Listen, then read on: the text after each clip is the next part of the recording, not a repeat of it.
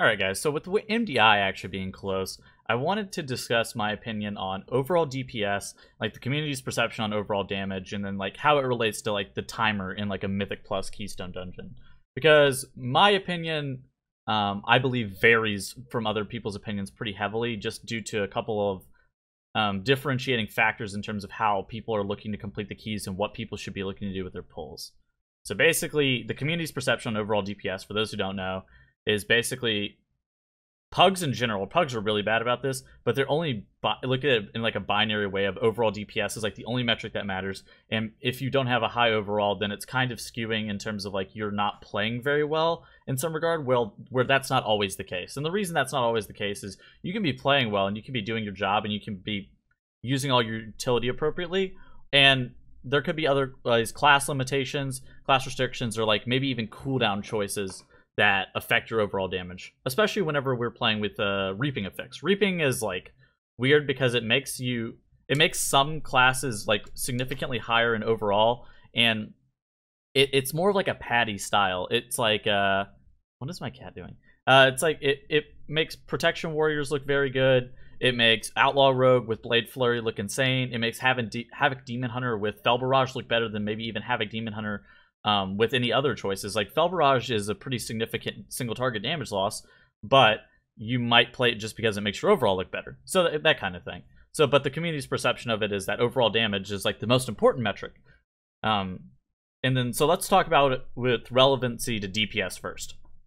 So it ends up baiting people into playing for more overall damage as opposed to something that may be a little bit more single target focused. I know this is relevant to like Ellie Shaman with IP and Igneous Potential. It's an Azerite trade, and how they are able to get single target damage versus playing like maybe a full AoE style. It's also relevant to Moonkin. It's also relevant to Havoc Demon Hunter, like I was saying with Fel Barrage.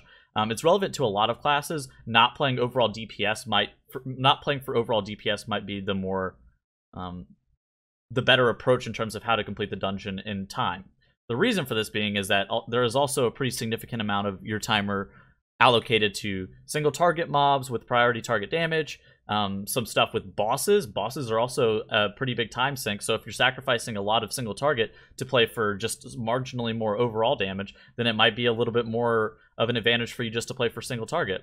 So in terms of relevancy for DPS, overall damage should be important to a point, but it should not be the end-all be-all like it is currently being right now. I know this is also very relevant for whether or not Moonkin should be seen at all. Moonkin brings a lot of utility, and there's a lot of utility discussion that can also be brought into it as well with Ellie Shaman, Moonkin, and other classes. Moonkin specifically brings Solar Beam and Treants, which how much time does that save you over the course of a whole entire dungeon versus like how much damage are they lacking on Reaping, I guess, is like what it is where they're actually lacking because they don't have burst AoE.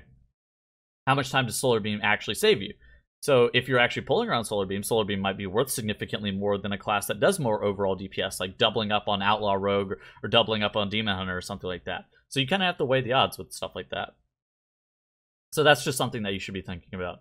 In terms of relevancy to healers, I have an unpopular opinion that healer DPS matters significantly less than other people do. And the reason for this being is that it, especially with Restoration Druid, it puts your healers in a pinch occasionally, and it allows them to get overlapped if they don't know the damage timings very well. So making sure that they understand the damage timings is obviously the most important part.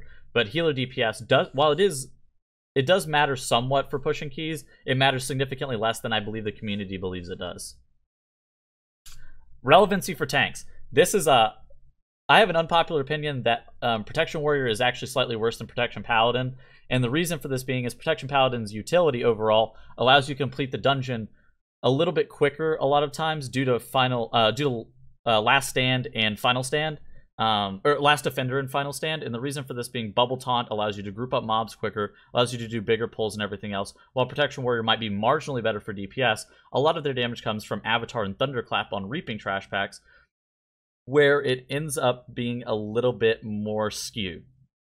Protection Warrior actually does do a significant amount of damage, but Protection Paladin is also still very good, so people dismissing it as Protection Warrior is by far, like above and beyond the best tank, is a little bit disingenuous in terms of what's actually being done, because they do end up popping Avatar a lot of times on Reaping trash, which is not great for the course of like how to complete the key in the best, like the most efficient amount of time.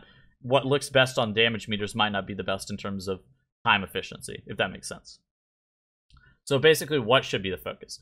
Basically, the focus should be how to complete the dungeon in the least amount of time. We saw this with Subtlety Rogues in Legion, with how Shuriken Storm and Eviscerate works, where priority target damage ends up overtaking overall AoE in a lot of cases. And the reason for this being is that if you're able to nuke a mob that has 50% more health in terms of allowing it to die at the exact same time as a lot of the other mobs, because one person is playing for more priority target damage, then that will make the dungeon go faster than if everybody's evenly AoEing, even if they do only have like 5 or 10% more AoE. So making sure that you're able to DPS down the pack quickly, as opposed to maybe even like slamming all your burst AoE into like a very short window and then wasting a lot of time trying to single target down one mob.